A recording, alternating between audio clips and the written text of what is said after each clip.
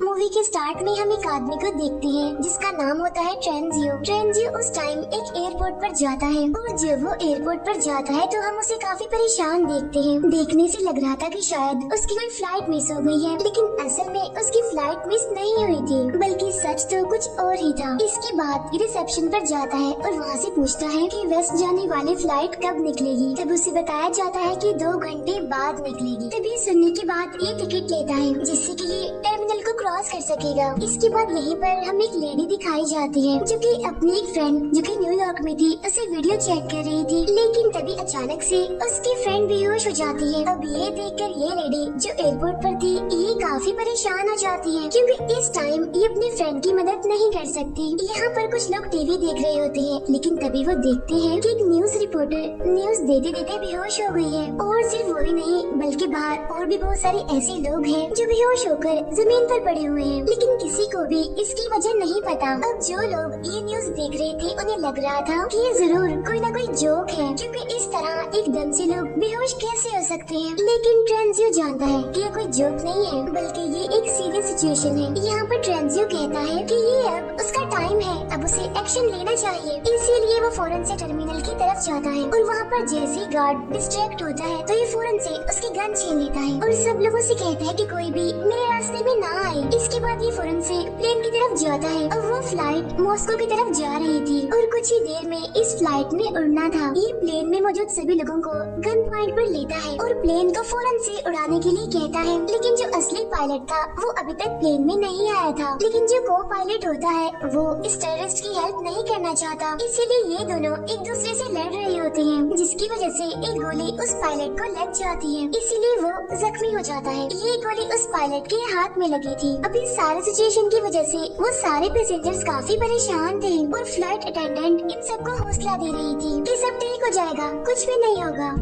इसके बाद ट्रेंजियो कॉकपिट से बाहर आता है और सबसे पूछता है क्या बोर्ड पे कोई और पायलट है। अब ये सुनकर एक लेडी उठती है जो कि असल में एक रिटायर्ड पायलट थी और ट्रेंजियो के ऑर्डर पर वो आखिरकार टेक ऑफ ले ही लेती है। अब गोली की वजह से प्लेन के एवियोनिक्स टूट चुके थे, इसीलिए कोई भी प्लेन से बाहर नहीं जा सकता था, इसीलिए अब मजबूरन उन सभी को ये सफर करना ही पड़ेगा। इसके बाद ये लोग रिटायर्ड पायलट यानी कि सिल्वी से पूछते हैं कि क्या वजह है कि इतनी इमरजेंसी में टेक ऑफ करवा रहा है, जिस पर वो बताता है कि नेटो में मुझे ऑफिसर असाइन किया गया था और मुझे कुछ ऐसी बातें पता है जो किसी और को नहीं पता। फिर जब बार बार पायलट जिद करते हैं असली वजह पूछने पर तो वो बताता है कि असल में सनरेज डेडली हो चुकी है और अगले दिन के स्टार्ट पर ही सूरज की रेस की वजह से सारे लोग मारे जाएंगे, यहाँ तक कि वो लोग भी जो कि घरों के अंदर होंगे। वो बताता है कि ये तो पहले ही जापान और कोरिया में हो रहा है और अब सूरज का अगला टारगेट ये प्लेन होगा। अगर सूरज की रेस इस पर पड़ गई तो तब इस बात पर वो पायलट यकीन नहीं करते और कहते हैं कि शायद तुम पागल हो। तब ये सुनकर ट्रेंजियो कहता है कि शायद मैं आपको पागल लग रहा हूँ, लेकिन ऐसा है नहीं,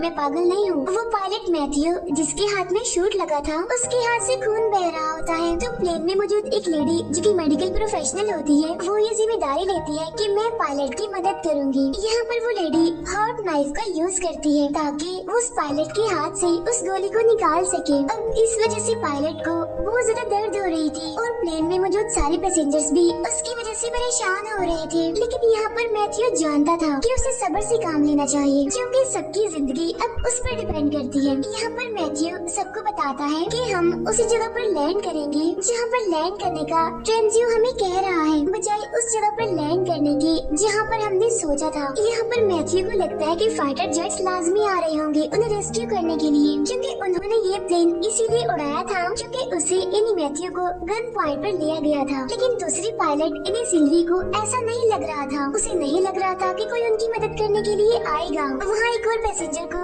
जब ये बात पता चलती है कि सनरेज सबको मार रही है तो उसे इस बात पर यकीन नहीं होता, इसीलिए वो पायलट्स पर शक करने लगता है, यानी कि सारे पायलट्स उनसे झूठ बोल रहे हैं। इस पैसेंजर का नाम अयाज होता है। इसके बाद हम एक और पैसेंजर को देखते हैं जो कि अरबी होता है। ये पैसेंजर एकदम से खांसी करने लगता है और देखते ही देखते बेहोश हो जाता है। अब यहाँ पर अयाज ऐसे प्रिटेंड करता है कि जैसे वो इसकी हेल्प कर रहा है और इसी सब के बीच वो ट्रेंजियो से उसकी गन छीन लेता है। इसके बाद ट्रेंजियो को वॉशरूम में बंद कर दिया जाता है और बाकी सभी पायलट से पूछा जाता है कि आखिर सच क्या है। तब पायलट सबको बताता है कि हम लोग वेस्ट में लैंड करने वाले हैं। वो बताता है कि हमारा प्लेन आइसलैंड में लैंड करेगा क्योंकि ट्रेंजियो चाहता है कि हम वेस्ट में जाएं। तो वहाँ पहुँचने पर पुलिस टेररिस्ट को अरेस्ट कर लेगी और बाकी सब लोगों को आजाद कर दिया जाएगा। वो इन लोगों को सूरज के बारे में भी बताता है। वो बताता है कि ट्रेंजियो को लगता है कि सूरज की रेज लोगों को मार रही हैं। तब इस पर बाकी पैसेंजर्स को भी याद आता है कि उन्होंने भी काफी अजीब चीजें देखी हैं। इसीलिए वो सभी लोग अपनी अपनी फैमिलीज के लिए परेशान होते हैं। तब इस पर पायलट मैथ्यू उन सबसे कहता है परेशान होने की जरूरत नहीं है, मैं एज अ कैप्टन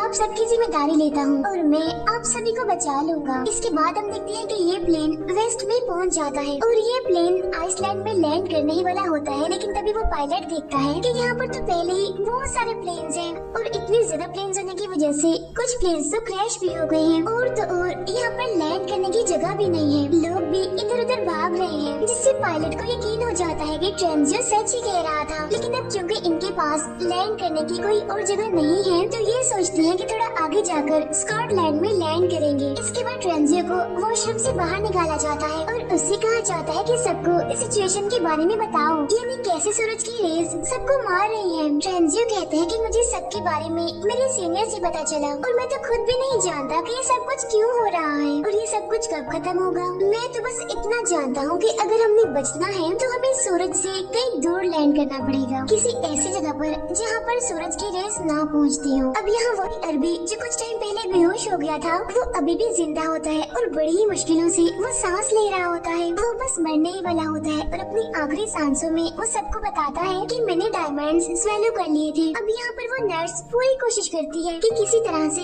इस आदमी के अंदर से उन डायमंड्स को निकाल दिया जाए, लेकिन उसकी कोशिशें नाकामयाब ही रहती हैं। इसके बाद हम देखते हैं कि ये लोग स्कॉटलैंड में इमरजेंसी लैंडिंग करते हैं। अब ये लैंडिंग काफी मुश्किल थी और प्लेन एक दीवार को हिट करने ही वाला था, लेकिन बड़ी मुश्किलों से कुछ ही सेकंड्स पहले आखिरकार ये प्लेन को रोक ही लेते हैं। अब जैसे ही सारे लोग लैंड करते हैं तो इनके पास बहुत सारे मैसेजेस और बहुत सारे नोटिफिकेशंस आते हैं इनके फैमिलीज की तरफ से। इंटरनेट पर भी हर तरफ न्यूज चल रही थी जिसमें बताया जाता है कि आधी दुनिया के लोग तो मर चुके हैं सूरज की रेस की वजह से और आधे अभी बचे हुए हैं। ये एयरपोर्ट खाली था क्योंकि लोग यहाँ से भाग चुके थे। अब ये लोग डार्क प्लेस को ढूंढ रहे थे कि कहीं पर भी इन्हें डार्क प्लेस मिले और ये वहाँ पर छुप जाए। जबकि न्यूज में बताया जा रहा था कि अगर सूरज निकलता है तो तब अगर कोई इंसान बंकर में जाकर भी छुप जाए तो वो भी मर जाएगा। अब यहाँ पर इन सभी पैसेंजर्स को भी वेस्ट की तरफ ही फ्लाई करना था, इसीलिए ये सारे अपना जरूरी सामान और सप्लाईज को इकट्ठा करना शुरू करते हैं। इनमें से एक आदमी जो कि अपनी वाइफ के पास वापस जाना चाहता था वो उन सबसे लड़ रहा होता है कि मुझे वेस्ट की तरफ नहीं जाना, इसलिए यहाँ पर उसे अलाउ किया जाता है कि वो वापस जा सकता है। अब इनका अगला स्टॉप था कनाडा और वहाँ जाकर ये अपने प्लेन का फ्यूल दोबारा से भरेंगे और अपने रेडियो को फिक्स करेंगे। कुछ टाइम के बाद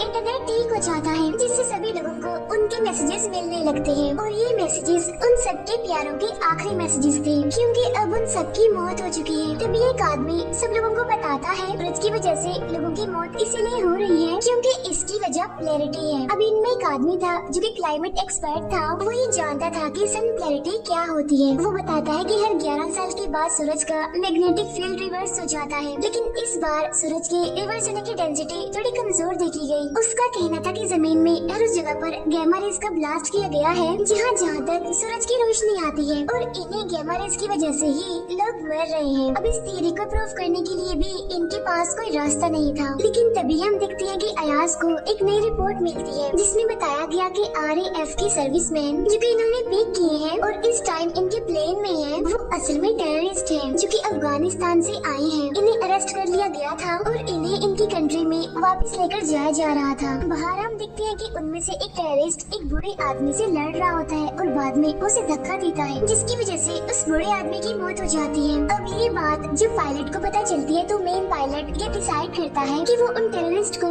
कनाडा में में छोड़कर अपनी फर्दर एक दूसरी फ्लाइट लेंगे। इसके बाद ये लोग लैंड करते हैं और अब सूरज निकलने में सिर्फ 2 घंटे रह गए थे। यहाँ पर उन टेररिस्ट को कहा जाता है कि आप रेडियो को रिपेयर करने के लिए यहाँ आसपास कोई शॉप देखें। तब इस बात पर वो 2 पैसेंजर्स को अपने साथ ले जाने के लिए कहते हैं। वो कहते हैं अच्छा ठीक है, हम शॉप ढूंढने के लिए जाएंगे, लेकिन साथ में जेकब और गैब्रियल को लेकर जाएंगे। अब यहाँ पर जेकब को तो सारे प्लान का पता था, लेकिन गैब्रियल को इस बारे में नहीं पता था। फिर जब जेकब और गैब्रियल टेररिस्ट के साथ जाते हैं तो जेकब उन टेररिस्ट को रूम में लॉक करता है और गैब्रियल को अपने साथ लेकर भागना चाहता है। लेकिन गैब्रियल, जिसे प्लान का नहीं पता था, वो उनको छोड़कर जाना नहीं चाहती थी। जेकब फौरन से प्लेन की तरफ भागता है क्योंकि उसके पास इतना टाइम नहीं था कि वो यहाँ पर खड़े होकर गैब्रियल को उसके साथ जाने के लिए मनाता। इसीलिए वो फौरन से ही प्लेन की तरफ जाता है, जबकि टेररिस्ट उसका पीछे कर रहे थे। यहाँ पर गैब्रियल इस सिटी में रह गई थी और उसके बगैर ही प्लेन टेक ऑफ कर लेता है। और वो टेररिस्ट जो कि जेकब का पीछा कर रहे थे, वो प्लेन की विंडो पर बुलेट से शूट करते हैं। अगर प्लेन अपना लेवल एल्टीट्यूड मेंटेन रखता है तो ये विंडो नहीं टूटेगी। इस प्लेन में एक बच्चा भी होता है जो कि काफी बीमार होता है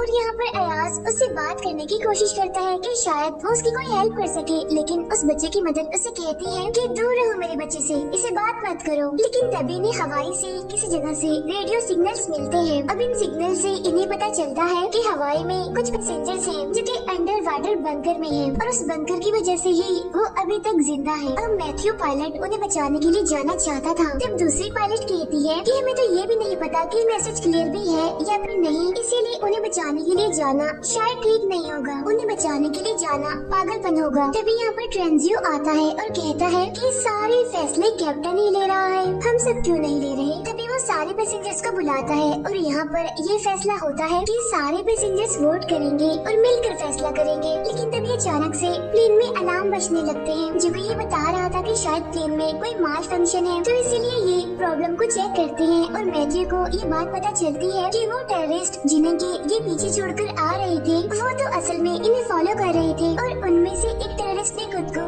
लैंडिंग गियर से अटैच कर लिया है और अगर वो वहीं रहा तो ये लोग सेफली लैंड नहीं कर पाएंगे। इसीलिए मैथ्यू डिसाइड करता है कि वो स्पीड के साथ चलेगा, जिससे कि ऑक्सीजन भी कम हो जाएगी और हाई स्पीड की वजह से वो खुद ही गिर जाएगा। लेकिन यहाँ पर वो ये बात याद नहीं रखता कि इनके प्लेन की विंडो भी टूट चुकी है और जैसे प्लेन स्पीड से चलता है तो प्रेशर की वजह से वो विंडो टूट जाती है। प्लेन में हवा तेजी से आ रही थी और चीजें उड़ रही थी। पैसेंजर्स के लिए वहाँ पर स्टे करना मुश्किल हो रहा था। तब यहाँ पर मैथ्यू जल्दी से प्लेन की स्पीड को कम करता है और उसे लोअर एल्टीट्यूड पे लाता है। फिर हम जेकब को देखते हैं जो कि एक लकड़ी का बोर्ड विंडो के सामने रख देता है ताकि हवा इतनी स्पीड से अंदर ना आ सके। अब यहाँ पर जो बच्चा बीमार था उसके लिए सांस लेना मुश्किल था क्योंकि उसे सांस की प्रॉब्लम थी। तब यहाँ पर अयाज को एक प्लान आता है और वो उस बच्चे के लिए एक ऑक्सीजन पाइप का यूज करता है। तब ये देखकर उस बच्चे की मदर को काफी शर्मिंदगी होती है क्योंकि उसने पहले अयाज को अपने बच्चे से दूर रहने के लिए कहा था, लेकिन आज अयाज ने ही उसकी मदद की।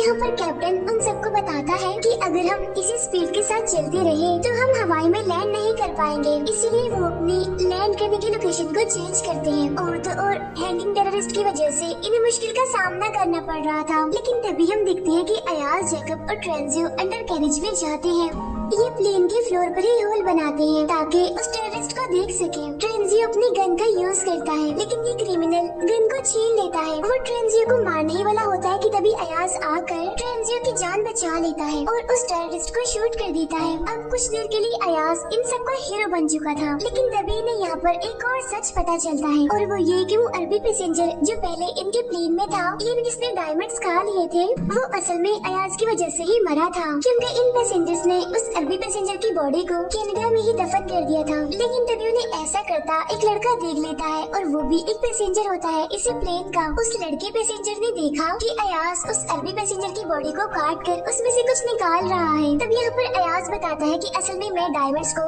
स्मगल करता हूँ और जो डायमंड्स मैंने स्मगल किए थे वो उस अरबी पैसेंजर की बॉडी में थे। लेकिन अब क्योंकि उस अरब पैसेंजर ने इंस्ट्रक्शंस को ठीक से फॉलो नहीं किया था, इसी वजह से उसकी मौत हो गई और तब मजबूरन मुझे उसकी बॉडी से उन डायमंड्स को निकालना ही पड़ा। अब ये सुनकर सारे पैसेंजर्स को अयाज पर काफी गुस्सा आता है और कुछ पैसेंजर्स तो कह रहे थे कि इसको भी टेररिस्ट की तरह प्लेन से उसे बाहर निकाल दिया जाए, लेकिन ज्यादा पैसेंजर्स तो अयाज के हक में ही थे। अब क्योंकि ज्यादा वोट यही थे कि इसे प्लेन में ही रहने दिया जाए, इसीलिए उसे सिर्फ हैंडकफ्स कर दिया जाता है। इसके बाद ये लोग एक जगह पर लैंड करते हैं और वहाँ से ये प्लेन में फ्यूल डालते हैं। अब यहाँ पर हम देखते हैं कि इनके पास जो क्लाइमेट एक्सपर्ट है वो एक बड़ी अजीब बात कहता है कि वो फ्रूट्स जो वो कनाडा से लेकर आए हैं उनका कोई टेस्ट नहीं है, यानी उनका कोई जायका नहीं है। उसका कहना था कि गैमा रेज इतनी स्ट्रॉन्ग है कि उनकी वजह से फ्रूट्स का फ्लेवर भी चला गया, और अगर ऐसा ही रहा तो गैमा रेज फूड का मुकम्मल स्ट्रक्चर ही चेंज कर देंगे, जिसके बाद वो शायद कुछ हफ्तों बाद ही भूख की वजह से मर जाए। मैथ्यू काफी देर से ड्राइव कर रहा था और अब वो उस क्लाइमेट एक्सपर्ट से कहता है कि हमने उस जगह पर जाना है जहाँ पर सूरज की रेस ना पड़ती हो,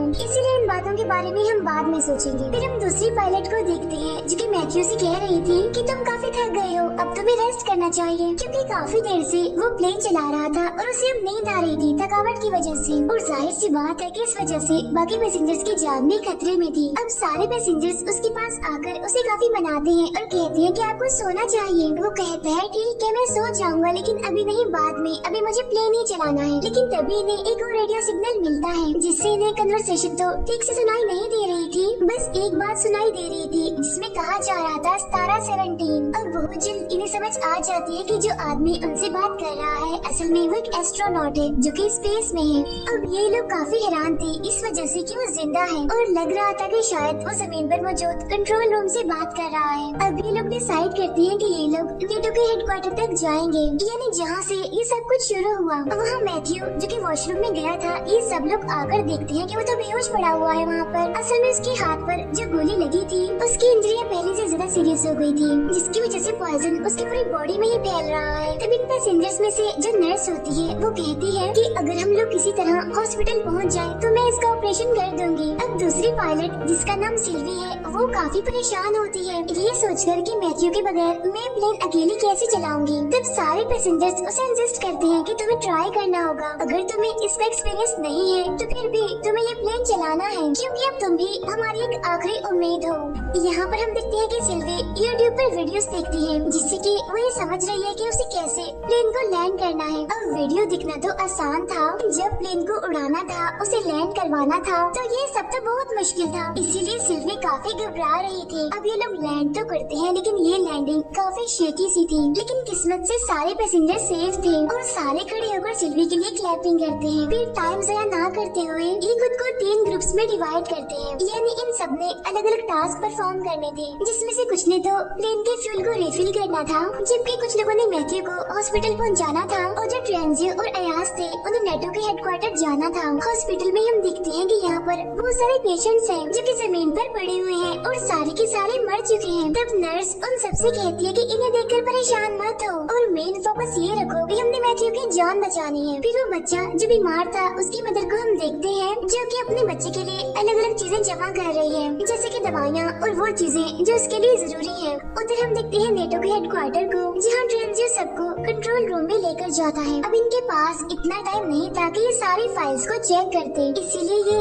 सर्वेलेंस वीडियो को देखने का डिसाइड करते हैं कि शायद इन्हें उन वीडियोस में कुछ मिल जाए। तब इनमें से एक मेंबर थोड़ा दूर होता है तो हम देखते हैं कि ट्रेंजियो की अयाज के साथ फाइट हो जाती है। यहाँ पर ट्रेंजियो एक्सीडेंटली अयाज को हिट करता है, जिससे कि अयाज बेहोश हो जाता है और उसकी बॉडी से बहुत सारा खून निकलने लगता है। वहाँ इनका एक दूसरा मेंबर जो कि एक रिकॉर्डिंग लेने में कामयाब हो जाता है। असल में इस रिकॉर्डिंग में कुछ ऑफिशियल्स बातें कर रहे थे। ये बातें एक डैम के नीचे बने बंकर के बारे में थी और उसी जगह का नाम था तारा 17, यानी सेम वही जगह जिसके बारे में इन्होंने रेडियो में भी सुना था। अब जिस लड़के ने ये रिकॉर्डिंग ली होती है उसका नाम रिक होता है। अब इन्हें जाकर ये बात अपने बाकी मेंबर्स को बतानी थी, लेकिन तभी हम देखते हैं कि ट्रेंजियो आकर रिक को बताता है कि मैंने अयाज को मार दिया है। तब रिक आकर देखता है कि उसकी पूरी बॉडी खून में लथपथ है। वहाँ हम देखते हैं कि मैथ्यू की हालत अब पहले से बेहतर है। इसके बाद मैथ्यू को प्लेन में लाया जाता है, बाकी सब मेंबर्स भी प्लेन में वापस आ जाते हैं। ऑपरेशन के बाद मैथ्यू काफी बेटर फील कर रहा है। ट्रेंजियो सबको बताता है कि अब हमें अयाज का इंतजार नहीं करना चाहिए। क्योंकि अब वो वापस नहीं आएगा। सभी लोग परेशान थे कि आखिर क्यों अयाज वापस नहीं आएगा। और जब मैथ्यू इंजन स्टार्ट करता है तो ये सारे लोग देखते हैं कि अयाज इनके प्लेन के बिल्कुल सामने था। अब अयाज को प्लेन में ले लिया जाता है और ट्रेंजियो के हाथ बांध दिए जाते हैं। यहाँ पर सिल्वी उन सबको बताती है कि अगर हमारे बल्गेरिया के प्लेन ने काम ना किया, यानी डैम में मौजूद उस बंकर में जाने का, तो हमारे पास इतना फ्यूल नहीं होगा कि हम फर्दर किसी और जगह पर जा सके। और जैसे ये लोग लैंड करेंगे, इनके पास सिर्फ 20 मिनट होंगे जिसमें कि ये भागकर बंकर की तरफ जाएं। यहाँ अयाज की तबीयत खराब होने लगती है क्योंकि उसका बहुत सारा खून बह चुका था। यहाँ पर सारे लोग अयाज से पूछते हैं कि ट्रेंजियो ने तुम्हारे साथ ऐसा किया, इसके बाद तुम उसे क्या सजा देना चाहते हो। तब ये सुनकर अयाज कहता है कि मैं नहीं चाहता कि वो मरे, बल्कि मैं चाहता हूँ कि वो हमारे साथ उस बंकर के पास जाए। अब क्योंकि बंकर काफी दूर था तो इसीलिए जैसे प्लेन लैंड होता है तो ये सारे लोग गाड़ियों पर बैठकर बंकर की तरफ जाने लगते हैं। इन सारे पैसेंजर्स को 2 ग्रुप में डिवाइड किया गया था, यानी कि 2 गाड़ियों पर ये लोग जा रहे थे। इनमें पहली गाड़ी को सिल्वी ड्राइव कर रही थी और दूसरी गाड़ी को ड्राइव कर रहा था अयाज। अब क्योंकि खून निकलने की वजह से अयाज की तबीयत खराब होती है, इसीलिए अयाज और उसके साथियों की गाड़ी क्रैश हो जाती है।